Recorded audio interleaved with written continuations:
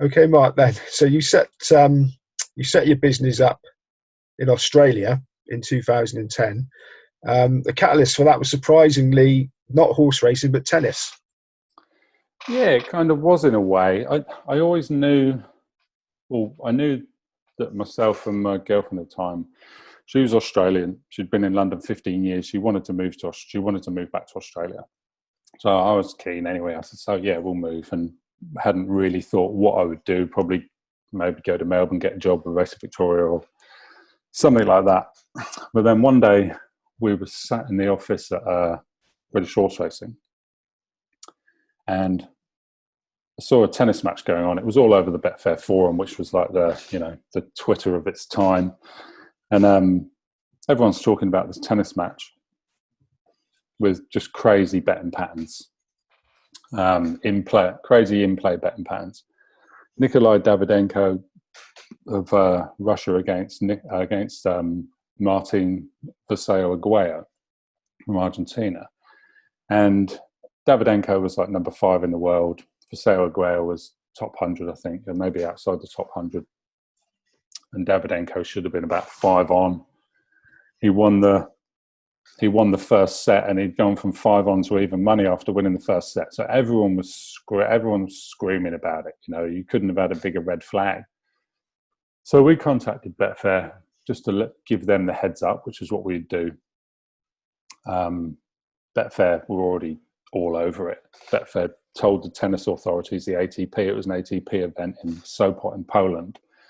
Davydenko was the defending champion. Anyway, he retired shortly after. His price, the further he got in front, the bigger his price got. It was ridiculous. So Betfair reported it to the ATP. The ATP basically said to them, "We haven't got a clue. We don't know how to investigate this sort of stuff. What should we do?" They said, "Well, why don't you go to see if British Horse Racing will help you out with it?" So I ended up doing just a consultancy for the ATP, taking charge of all the betting investigations from all the matches that came out of that investigation. So from that one match, it just absolutely blossomed. You investigate the one match, and then obviously you go back and check the different bets and the different matches.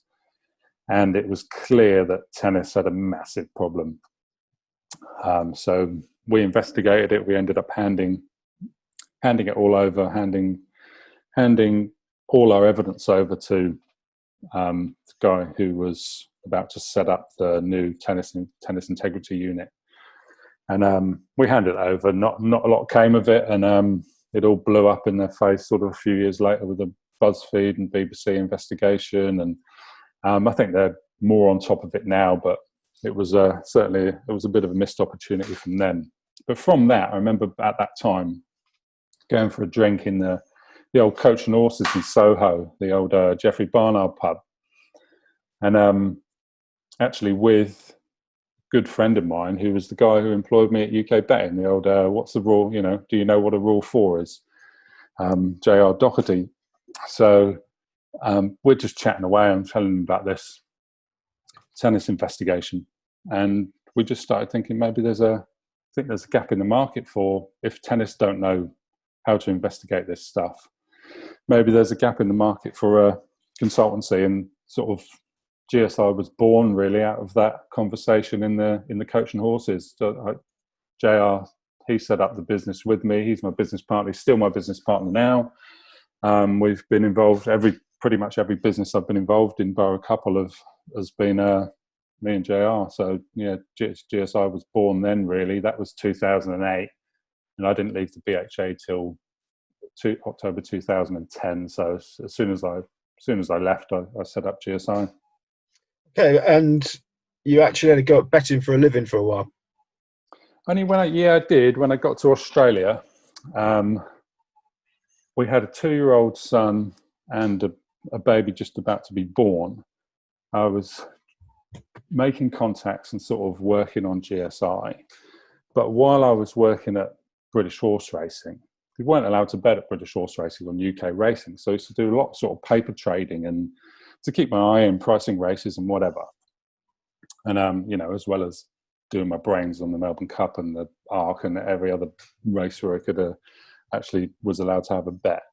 But I'd noticed a sort of a trend in the markets where I thought this will probably apply to Australia, where it was basically just there was no form involved. It was all to do with market monitoring and slow moving markets and slow to react bookmakers. So it is a bit of a cautionary tale. I started at the start of 2011. We arrived in Australia in November 2010. So around January 2011, when we got our own place here, I started with not a massive bank, but cracked on anyway, working mainly Wednesdays and Saturdays, which were the metro meetings. And it just took off. It was amazing. It's a cautionary tale because it shows you that you need to do everything right to make it pay as sort of a professional punter, if you like, or someone who's trying to bet, to pay the mortgage or pay the rent. And I was looking back at my spreadsheet the other day, 2011, something like 3,800 or something bets, winning 12.5% on turnover. It was almost level stakes, really half a unit, 1 unit, but almost all 1 unit bets. And at the end of the year, I was 440 something units in profit. And I went skint because my bank management just wasn't good enough. So what happened is the first 7 months was so smooth. The first 7 months I was winning 24% on turnover. My best month was 34%. And it was so steady. It was so steady. But what I was doing, rather than sort of putting that money away, waiting for, knowing that the bad times are around the corner, because they always are, as you know, the losing run is coming, whether you like it or not. I just, was paying for everything. Bills had to be paid. It was our only source of income. My wife was heavily pregnant. So it went great for 7 months. Everything was honky-dory. And then for the next 4 months, it just completely plateaued. And my worst month in those 11 months was losing 4%. My second worst month was winning 4%. And because my sort of bank management was so poor, I in the end had to give up. After 11 months, I looked at my bank and I was just like, it's just, there's no point. It's so small. There's no point doing it. And as it happened, it coincided with getting a few contracts for GSI, and GSI started to take off. So it made sense to jack it in anyway. But I still look at that spreadsheet sometimes and just think that would have been, on pure figures, my best year's punting ever. And I still managed to go skint. Would there be many full-time backers in Australia? Yeah, for sure. For sure. It's a huge punting country, Australia.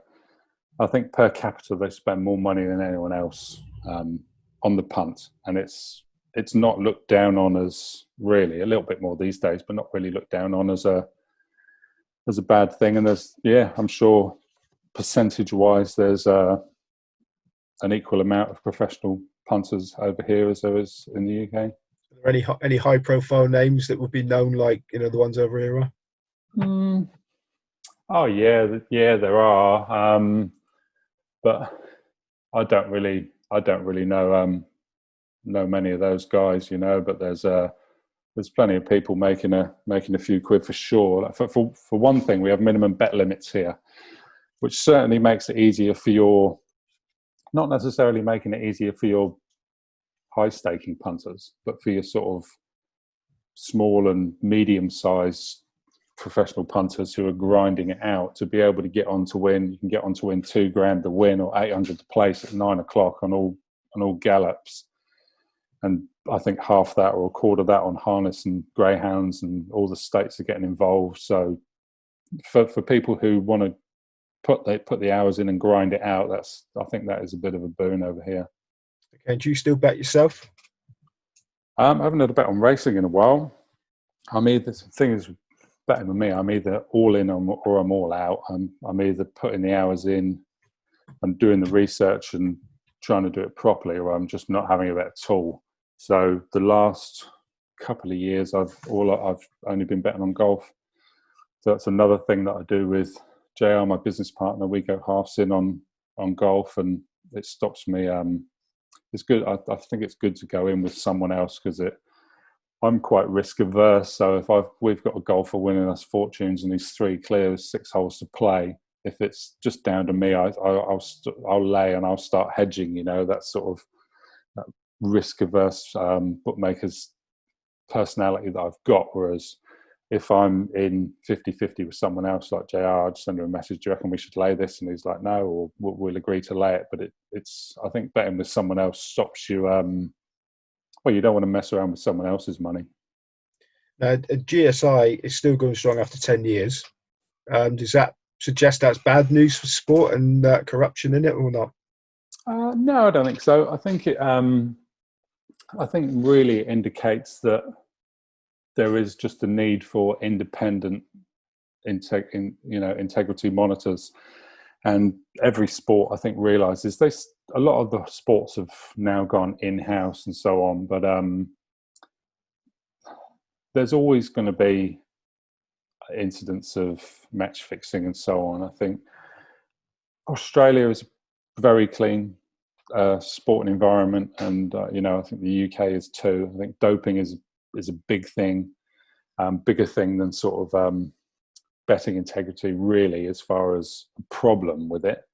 More sort of the cheating to win rather than the hooking one up to lose. I think the fact that we're still around doesn't reflect badly on sports. I think sports have just got a bit more wised up, and I think even the smaller sports now realise that they do need a bit of help. So finally, what's next on the horizon? Is GSI you're going to carry on, or is there something else you've got planned? We'll carry on as long as people want us. We've got to the sort of point where we don't chase work. We haven't chased work for a few years, but our current clients, we carry on doing what we do, and people know where we are. We're sort of the go-to people if the police force have got someone claiming that they've won a load of money through betting. We get most of those jobs to analyse the accounts. We've analysed thousands of accounts, so we can generally go in and see where they've made slip-ups, and we've actually had some really good success of getting some high-profile cases that were about to go to court, where the guy who said he's won these millions punting, the police have shown the punter our work, and the punter's just held her hands up and said, yeah, it was, I made it up or whatever. So we'll carry on the horizon. I've got just came off a call before this call actually for an hour about a new startup I've got just about to start. I can't say too much about it, but hopefully in a couple of years I'll be able to tell you what a success it's been, and a couple of other things, cricket betting product I've been working on. So there's always something on the go. I've always got something on the go, and so far at least managed to pay the mortgage and enjoy the lifestyle here, so it's not too bad. So Australia is going to be home. You're not going to retire to a few pitches at Newton Abbott and Exeter. Well, you never know, Simon. Never say never. Never say never. I do like a point to point. Brilliant. Well, it's been lovely talking to you, Mark, catching up, and thanks for giving us your time, and good luck with the new project. And thank you. Thanks, Simon. It's been a pleasure.